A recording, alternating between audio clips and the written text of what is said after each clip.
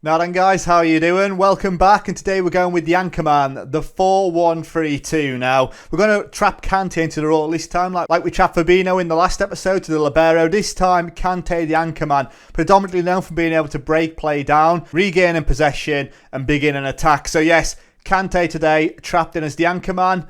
Let's have a look at the tactic.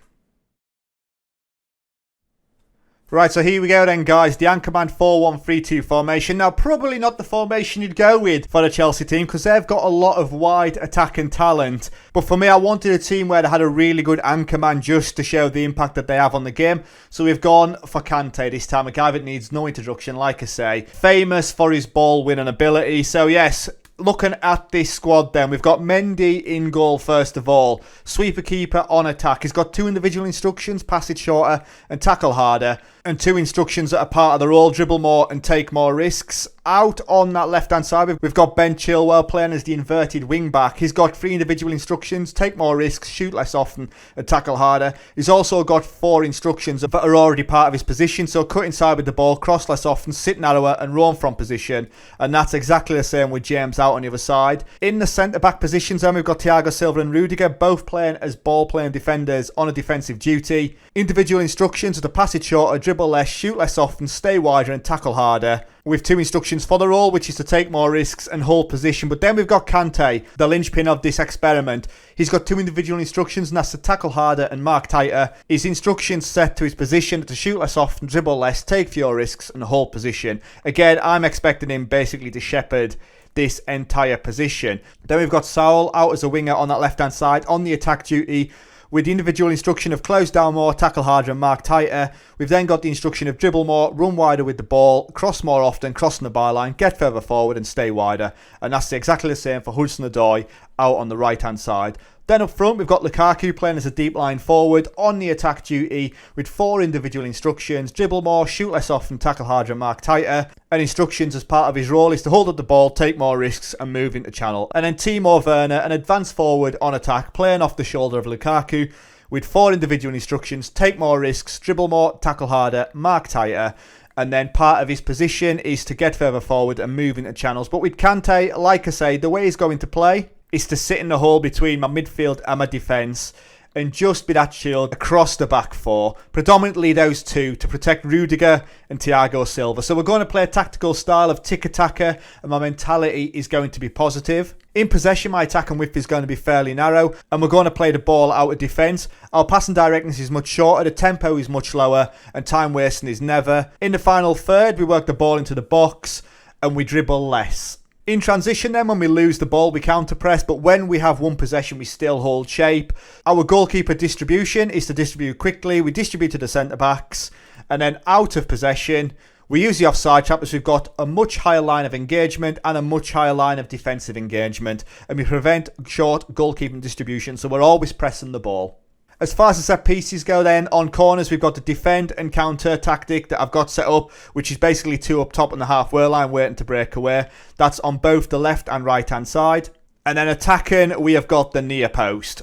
Works a treat every time. Left and right, that's it. To the near post with Thiago Silva and Rudiger both attacking the ball. So looking at the competitions then that Chelsea are in, they're in the Premier League, the Club World Cup Championship, the FA Cup, the Champions League, the Carabao Cup and the European Super Cup. So potential for 6 trophies this time around.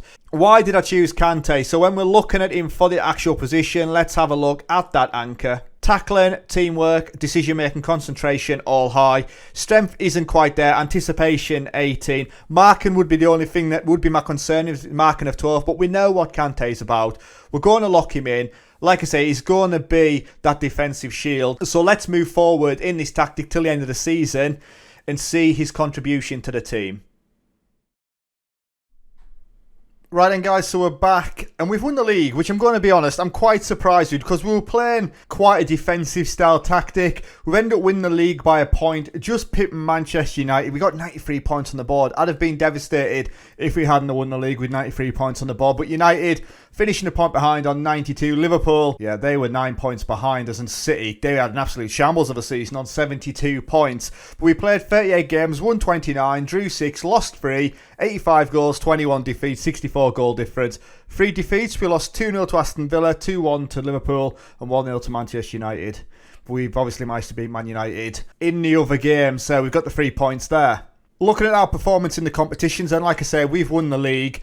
We were knocked out in the Champions League first knockout round by Inter Milan. Not ideal when we were obviously the reigning champions. We were runner-up in the Super Cup, as I think we'd lost on penalties, if memory serves me right. We lost on penalties to Villarreal.